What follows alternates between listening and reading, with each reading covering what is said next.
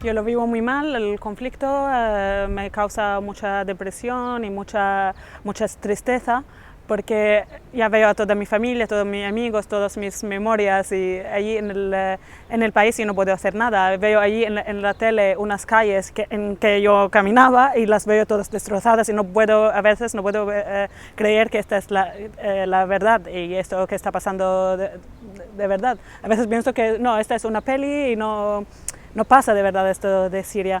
Y la verdad que me causa mucha tristeza, y aquí también ver a la vida normal y corriente cuando mi familia lo está pasando muy mal y no pueden tener lo mínimo de lo que estoy teniendo yo. No pueden duchar todos los días, por lo menos, es unas cosas básicas como estas, y no pueden salir a la calle a pasear. Y me causa muchísima tristeza, y unas iniciativas como esta, que vea yo que la gente aquí se preocupa por Siria, pregunta por Siria, eso me hace sentir mucho menos sola.